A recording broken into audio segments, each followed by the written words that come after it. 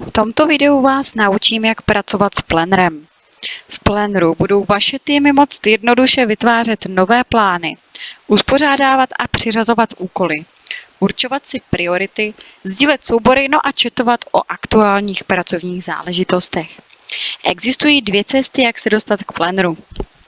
První možnost je přes www.portaloffice.com, kde se přihlásíme a klikneme na Planner.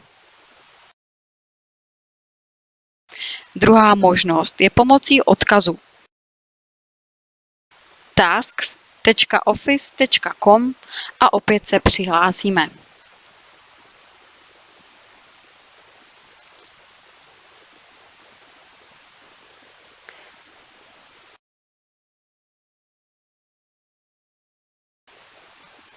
V prostředí Planneru klikneme na Nový plán a pojmenujeme si jej. Nastavíme, jestli chceme plán veřejný nebo soukromý. A protože s vytvořením plánu nám vznikne i nová e-mailová adresa, tak upravíme i její název podle potřeby. Plán je vytvořen a můžeme začít.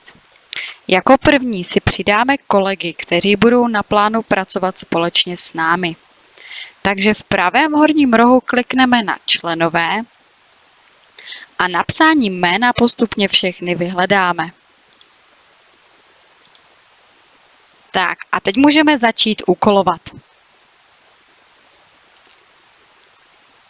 Zvolíme název úkolu, který má být splněn, určíme si datum, do kdy má být splněn a úkol potom přiřadíme uživateli. Těchto úkolů můžeme vytvořit, kolik budeme chtít. Pro zkoušku vytvořím ještě jeden a přiřadím ho třeba sobě.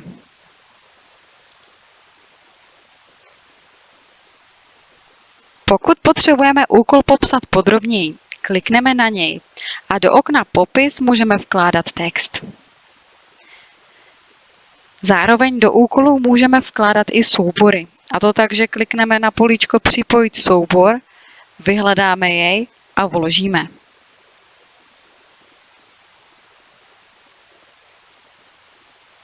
Pod každým úkolem lze i diskutovat, aniž bychom museli přepínat mezi jednotlivými aplikacemi. Pokud úkol chci označit jako splněný, kliknu na políčko nahoře a vyberu Dokončené. Abychom se lépe orientovali mezi úkoly, použijeme kontejnery. Pojmenujeme si je a jednotlivé úkoly potom přetáhneme do požadovaného kontejneru.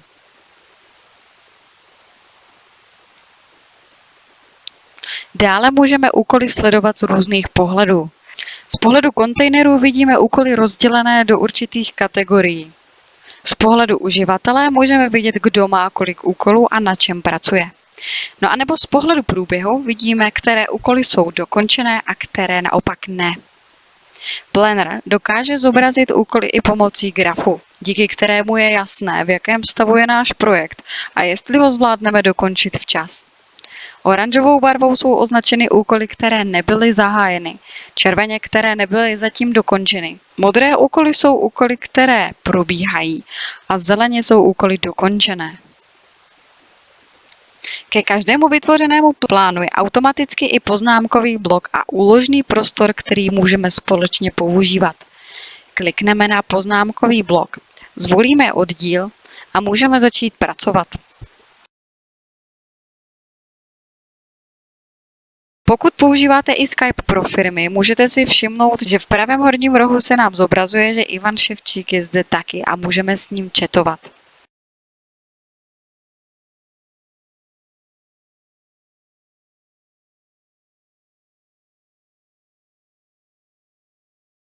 Když se vrátíme zpět do Planneru a klikneme na políčko Moje úkoly, vidíme úplný seznam všech našich úkolů ve všech našich plánech.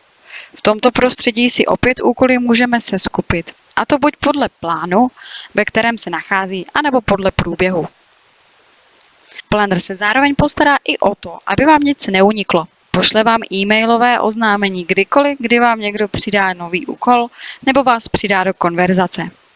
Planner funguje ve všech vašich zařízeních a díky němu mají všichni přehled o úkolech, které jsou potřeba udělat. Pokud se chcete naučit něco dalšího, sledujte naši stránku www.itsnadno.cz.